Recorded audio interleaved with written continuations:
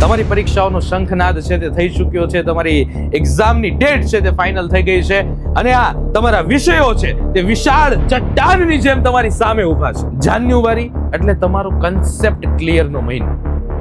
Chemistry હોય, physics હોય, mathematics હોય કે બાયોલોજી હોય, તમારે શું કરી લેવાનું છે કે કન્સેપ્ટને ક્લિયર કરી લેવાના છે. જો યોગ્ય તૈયારી કરવામાં આવે ને તો 90+ એ દૂર નથી. જંગલમાં રસ્તાઓ ઘણા હોય પણ જ્યારે એક ચોક્કસ રસ્તો મળે ને તો મંજિલ ઝડપથી મળતી હોય છે. નમસ્કાર, કેમ છો મારા ધોરણ 12 ના ભૂગવાટા કરતા વિદ્યાર્થીઓ? સ્વાગત છે તમારું આજના આ માસ્ટર પ્લાન ની અંદર. શેનો માસ્ટર પ્લાન છે? તો કે આ જાન્યુઆરી થી શરૂ કરીને તમારી બોર્ડની એક્ઝામ સુધી આવતા તમારા મુખ્ય વિષય જેમાં ફિઝિક્સ, કેમેસ્ટ્રી, મેથેમેટિક્સ અને બાયોલોજીની તૈયારી કેવી રીતે કરવી, જાન્યુઆરીમાં કઈ રીતના પ્રિપેરેશન કરવી જોઈએ, ફેબ્રુઆરીમાં કેવી રીતે પ્રિપેરેશન કરવી અને બોર્ડની એક્ઝામ પહેલાના જે 15 દિવસનો સમયગાળો આવે છે આની અંદર કેવી રીતે પ્રિપેરેશન કરવી, એ બધું આજના લેક્ચરની અંદર તમારે જોવા મળવાનું છે. તો છેક સુધી જોડાયેલા રહેવાનું છે. તમારી પરીક્ષાઓનો શંખનાદ છે તે થઈ ચૂક્યો છે, તમારી એક્ઝામની ડેટ છે તે ફાઇનલ થઈ ગઈ છે અને આ તમારા વિષયો છે તે વિશાળ ચટ્ટાનની જેમ તમારી સામે ઊભા છે.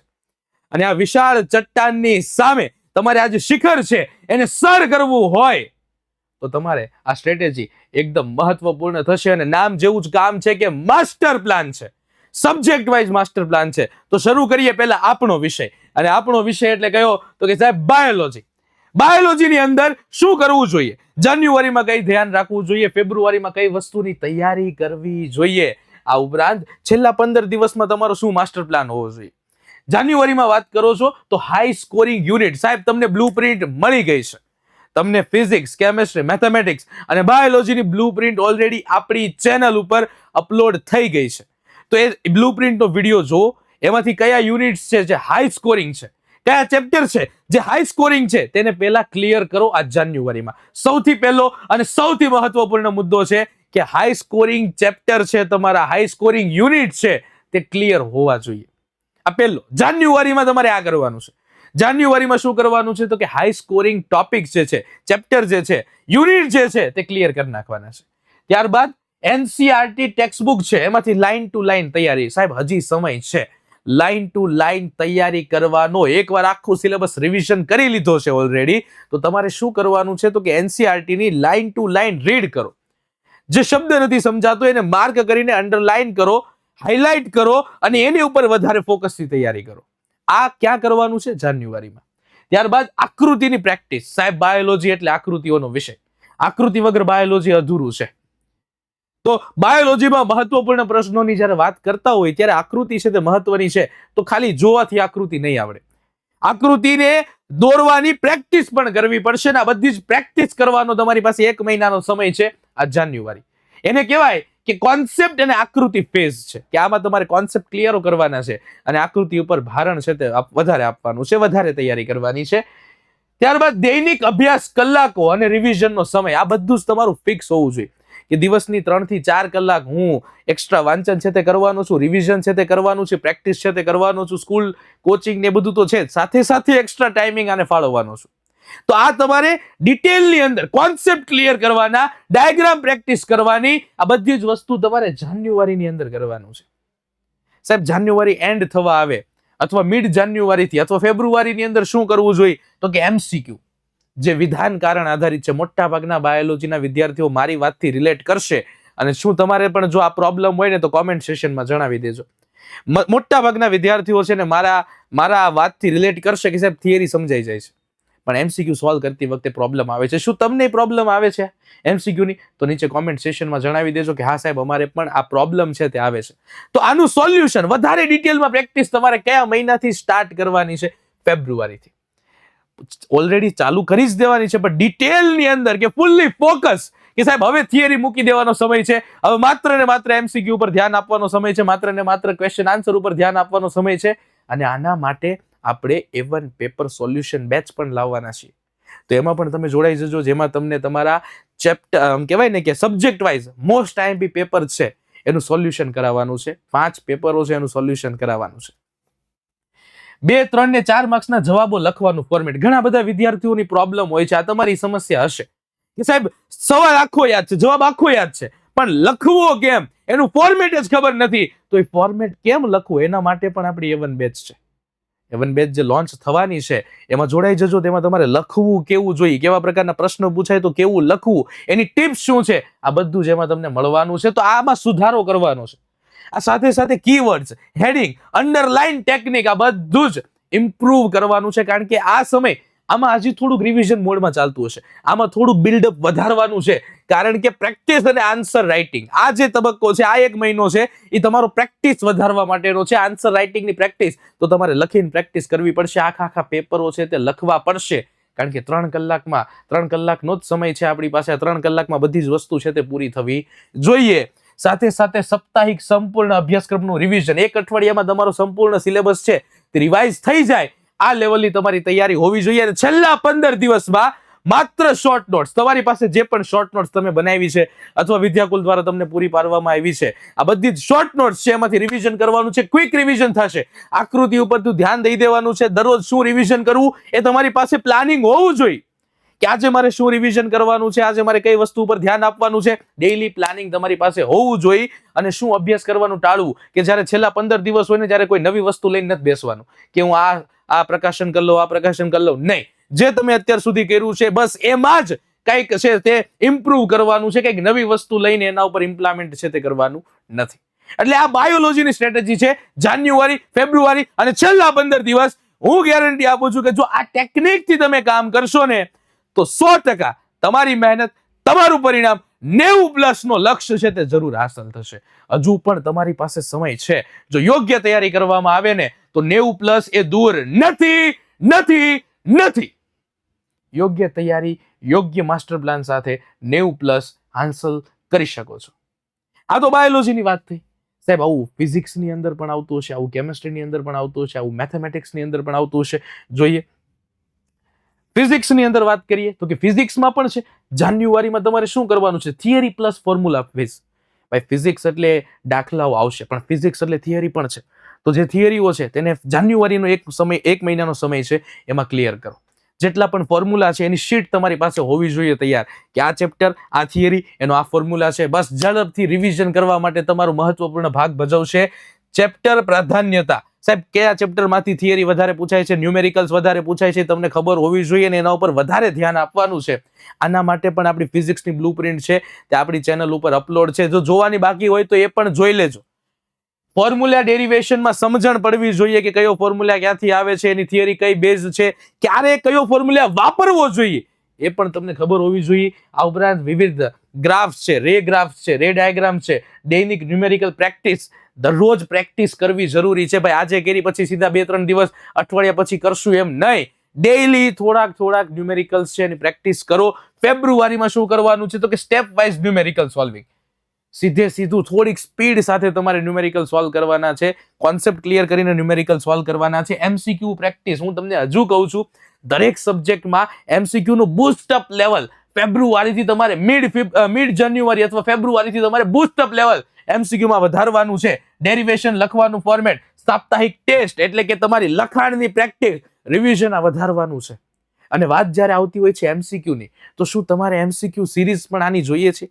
આપણી વિદ્યાકુલ જે છે તે ધોરણ 12 ના વિદ્યાર્થીઓ માટે સૂર્યોદય, ભવિષ્યવાણી, MCQ સિરીઝ, આવા તો કેટલાય IMP સેશનો લાવવાના છે.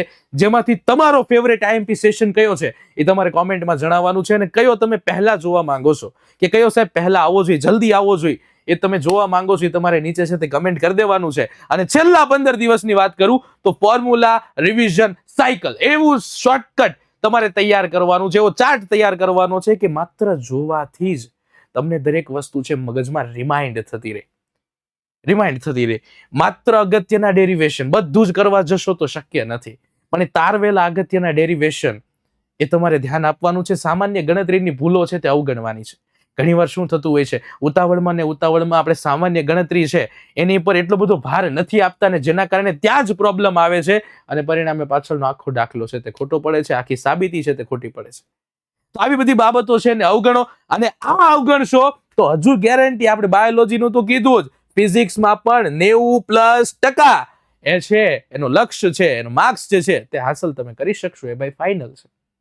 તો આ તો ફિઝિક્સનું કીધું. અને જે પણ વિદ્યાર્થીઓ, હજુ એકવાર કહું છું, જાન્યુઆરીમાં થિયરી કોન્સેપ્ટ ક્લિયર કરી નાખવાના છે. ન્યુમેરિકલ છે તે બધા જ તમારા ગણાઈ જવા જોઈએ. ફેબ્રુઆરીમાં એનું ક્વિક રિવિઝન અને MCQ પ્રેક્ટિસ, લખવાની પ્રેક્ટિસ વધારવાની છે. અને માર્ચ એટલે કે જ્યારે છેલ્લા 15 દિવસની વાત કરો છો, બરોબર છે, છેલ્લા 15 દિવસ પરીક્ષાના જ્યારે છેલ્લા 15 દિવસની વાત કરો છો, તો આમાં તમારે શું કરવાનું છે? તો કે આમાં તમારે જે ફોર્મ્યુલા ક્વિક રિવિઝન શીટ તમે જે બનાવી છે એમાંથી ઝડપી રિવિઝન કરવાનું છે. બધું જ કરવાનું નથી અથવા કંઈ નવું કરવાનું નથી, પણ જે કરેલું છે એને જ ઝડપી રિવિઝનમાં પતાવવાનું છે. સેમ? રેડી?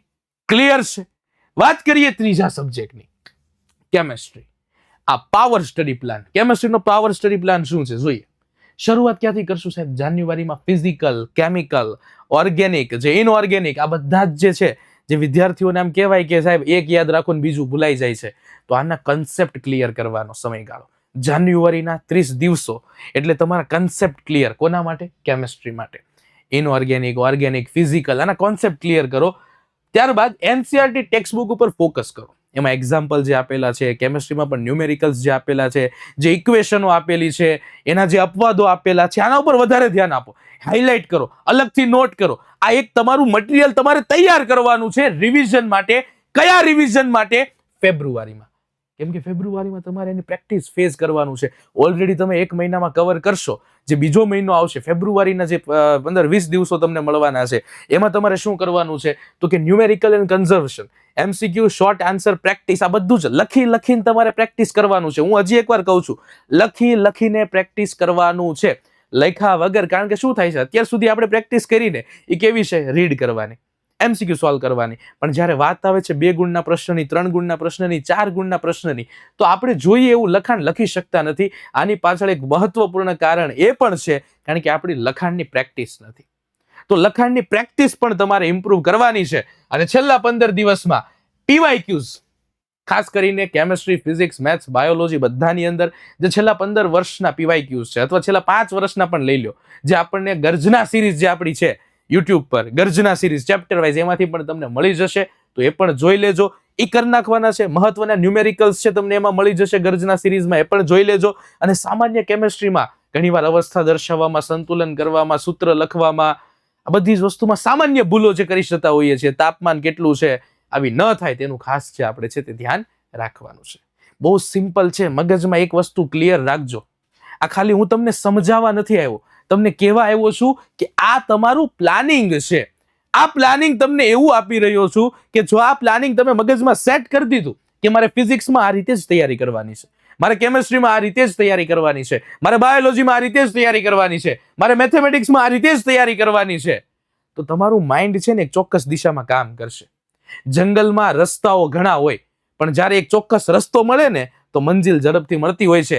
એમ તમારી પાસે અત્યારે ગૂંચવણો અનેક છે, પણ આ અનેક ગૂંચવણોમાં પણ જ્યારે તમને કોઈ એક માસ્ટર પ્લાન મળે, અને માસ્ટર પ્લાનને ફોલો કરશો ને, તો પણ સારામાં સારા ટકા છે, 90+ છે, એ બોર્ડની એક્ઝામમાં તમે મેળવી શકો એમ છો.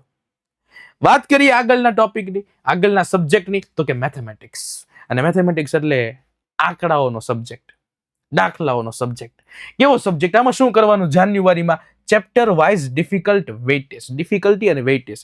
સાહેબ કયા ચેપ્ટરોમાંથી કેવું વધારે અઘરું તમને લાગે છે, કયા ચેપ્ટરમાંથી ગુણભાર કેટલો છે, આ બધું તમને ખબર હોવી જોઈએ. તમારી પાસે એનું લિસ્ટ હોવું જોઈએ. નથી તો આપણી ચેનલ ઉપર એની બ્લુપ્રિન્ટ છે, જોઈ લેજો. ફોર્મ્યુલા સમજણ પ્લસ એપ્લિકેશન. ભાઈ કયો ફોર્મ્યુલા ક્યાં આવ્યો? છેદગણ છે, યોગગણ છે, આના ફોર્મ્યુલા ક્યારે કયો ફોર્મ્યુલા વપરાય છે, આની સમજણ તમને હોવી જોઈએ. જો ગોખવા જશો ને તો ભૂલી જશો. ક્યારે કયું સૂત્ર વપરાય છે, શા માટે વપરાય છે, આમાંથી આ સૂત્ર કઈ રીતે આવ્યું છે, એની સમજણ તમને હોવી જોઈએ. દૈનિક દાખલાઓની પ્રેક્ટિસ મેં કીધું દરરોજ નહીં કરો તો શક્ય નથી. શક્ય બધું જ છે, પણ ડેઈલી કરવું પડશે. એ પછી ફિઝિક્સ હોય, કેમેસ્ટ્રી હોય, મેથેમેટિક્સ હોય કે પછી બાયોલોજી હોય. ફેબ્રુઆરીની વાત કરો. ફેબ્રુઆરીમાં સ્ટેપ માર્કિંગ, આન્સર રાઇટિંગ. એક સ્ટેપ પછી બીજું સ્ટેપ કઈ રીતે આવે છે, બીજા પછી ત્રીજું સ્ટેપ કઈ રીતે આવે છે, એ તમને માહિતી હોવી જોઈએ. એમ સીધું લખવાથી મેળ થશે નહીં. એક પ્રોપર પેટર્નમાં લખવાનું છે, એક પ્રોપર પ્રેક્ટિસ કરવાની છે, અને પ્રેક્ટિસ માટે આપણી A1 બેચ લોન્ચ થવાની છે, જેમાં એમાં જલ્દીથી જલ્દી તમારે શું થવાનું છે? જોડાઈ જવાનું છે. ડન? ક્લિયર? આ સાથે સાથે છેલ્લા 15 દિવસમાં ફોર્મ્યુલા રિવિઝન, સૂત્રોનું ઝડપથી રિવિઝન કરવાનું છે. મોસ્ટ આઈએમપી જે દાખલાઓ હોય છે એની પણ એકવાર લખીને આમ કહેવાય કે ફરીથી પ્રેક્ટિસ કરી લેવાની છે. મહત્વ મોડેલ છે એના દાખલાઓ ગણી લેવાના છે અને સામાન્ય ગણતરીની ભૂલો ન થાય એ બાબત ઉપર આપણે વધારે છે તે ધ્યાન આપવાનું છે. અહીંયા મેં તમને બધા ચેપ્ટર વાઇઝ સબ્જેક્ટ વાઇઝ જે સ્ટ્રેટેજી આપી છે, આ બધી જ સ્ટ્રેટેજીનો જો મારે સાર આપવો હોય તો 4 પોઈન્ટમાં તમને સાર આપું છું. પહેલો પોઈન્ટ, જાન્યુઆરી એટલે તમારો કન્સેપ્ટ ક્લિયરનો મહિનો. કેમિસ્ટ્રી હોય, ફિઝિક્સ હોય, મેથેમેટિક્સ હોય કે બાયોલોજી હોય, તમારે શું કરી લેવાનું છે કે કન્સેપ્ટને ક્લિયર કરી લેવાના છે. ત્યારબાદ બીજો જે મહિનો છે ફેબ્રુઆરી, આ ફેબ્રુઆરીના મહિનામાં તમારે શું કરવાનું છે કે જે પણ તમે કન્સેપ્ટ ક્લિયર કર્યા છે એની શું કરવાની છે, પ્રોપર પ્રેક્ટિસ કરવાની છે. તો બીજો મહિનો આપણો ફેબ્રુઆરીના જે 10-15 દિવસ તમને મળવાના છે એ પ્રેક્ટિસ માટેના મળવાના છે.